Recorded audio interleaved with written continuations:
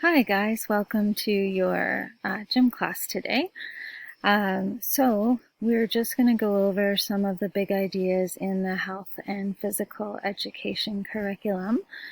You've probably heard that there's been a lot of controversy about the Ontario health and physical education curriculum. The Ford government did announce that they would be using the curriculum prior to 2015, which was from the late 90s, and didn't contain many of the things that children and youth need to learn about. So that was met with huge outcry from teachers, parents, students, community groups, activists, and ultimately the revised curriculum that we're using was released in August 2019 and really does include many of the things that were in the 2015 curriculum, but they did move around the ages or the grades that students will be learning things about. So, for example, instead of learning about gender identity in grade 4, that's now covered in grade 6.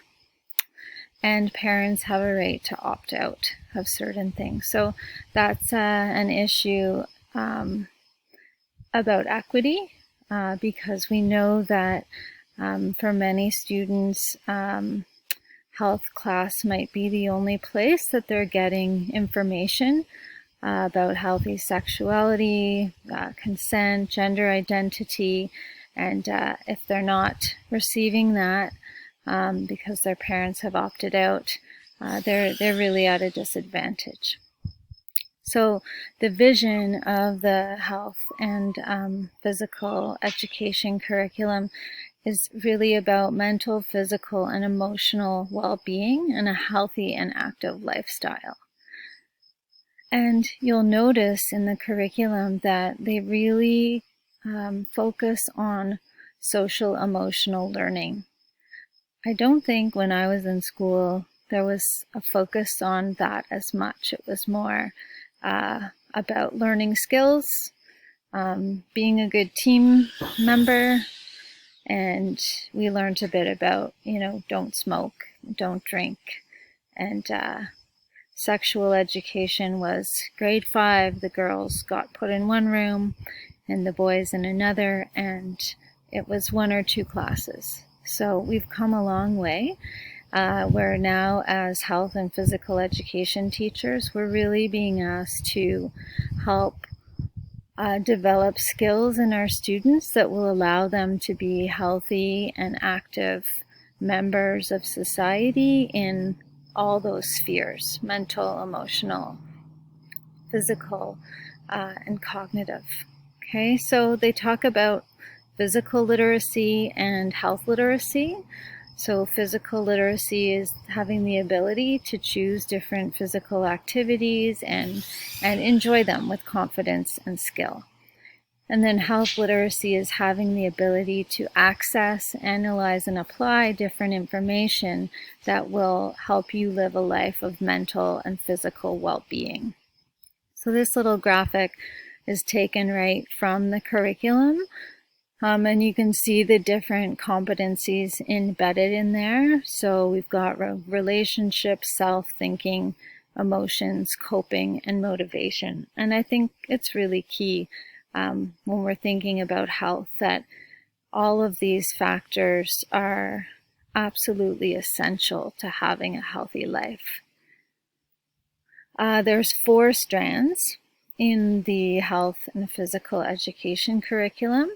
And then each strand, of course, has overall expectations, and specific expectations are found in those topics around each of the objectives. So strand A is social and emotional learning skills. There's sense of identity, resiliency, coping, and emotions. Strand B is active living, participation, fitness, safety. C is they call movement competence, skills, concepts, and strategies. So these are actually where kids might learn physical skills and techniques in sport. And then a huge strand is the healthy living strand. And this is where we are tasked with teaching children and youth about healthy eating, personal safety, consent, mental health and well-being, healthy relationships, sexual development, healthy sexuality, substance abuse and addictions. Okay, so it's a lot when you really step back and think of it. And of course, in our culture, Western culture here in Canada, a lot of us aren't comfortable talking about those things. We feel like it's not our role as teachers to teach about those things. That's the role of the parents or so I think that we really need to, as we work through this course, be aware of any feelings or biases or things that come up for us as we work through it. So when we look at grades 4 to 6, there's a mosquito right around my nose. Not that I'm complaining to be sitting out here. So it really builds on students' experiences in the primary grades with different skills and competencies that they've learned. And then the emphasis in the junior grades is building on the students' understanding in relation to themselves and others. We know that at this age, they're really aware of their peers and peer relationships and peer acceptance, and their identity towards their peers is very important to them. So the focus for grades 4 to 6, we're thinking about their physical changes. Lots of them are going through puberty, lots of them aren't. In terms of their cognition, their growing capacity to be able to think abstractly, and they can really dig into critical thinking.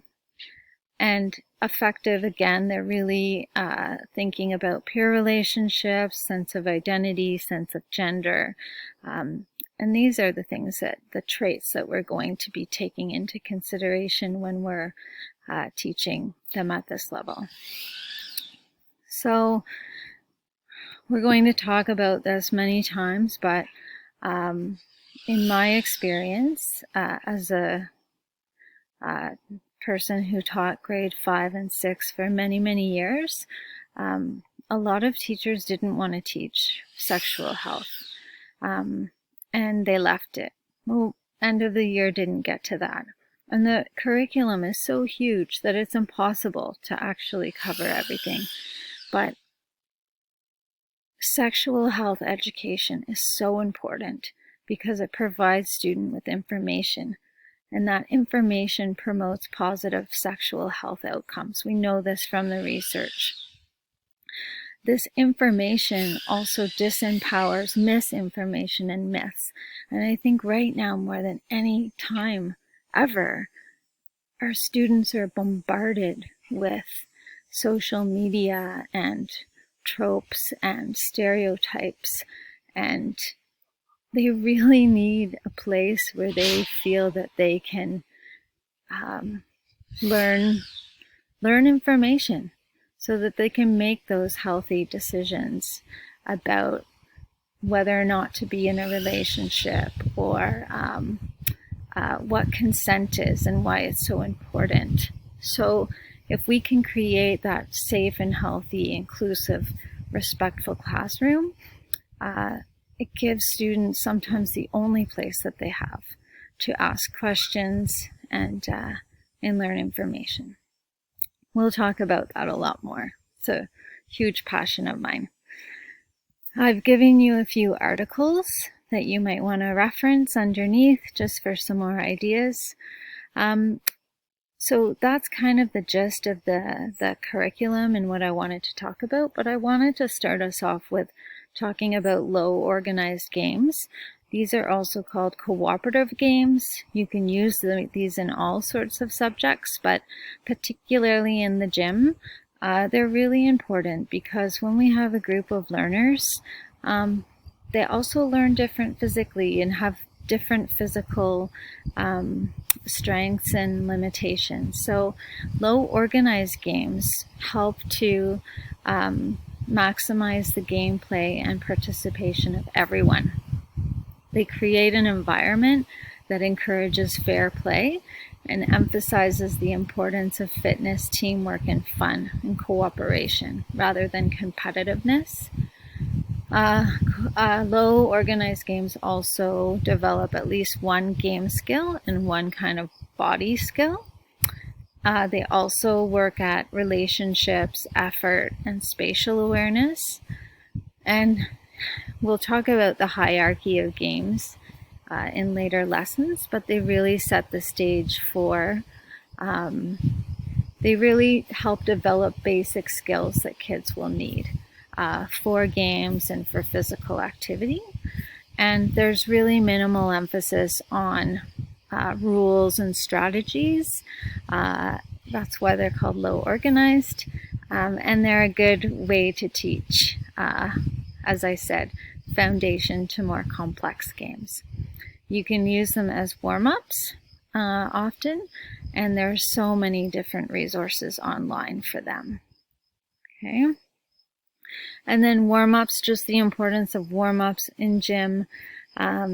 Warm-ups are so important, as those of you who work out know. It elevates your heart rate, increases body and muscle temperature, reduces your risk of injury. They're often fun, and increases your flexibility, which really help with other exercise. So also, they help your students prepare for gym. So a lot of students, when they first get into the gym, they feel a bit freaked out. It's a large space, or outside. It's a different space than their classroom. There's often a lot of people running around, echo movement. So warm-up is a good way just to connect everyone and let students that might need a little bit of time have that time when they get into gym. So that is your little mini talk today. I hope it was useful, and I look forward to reading your responses and your activities today. Bye.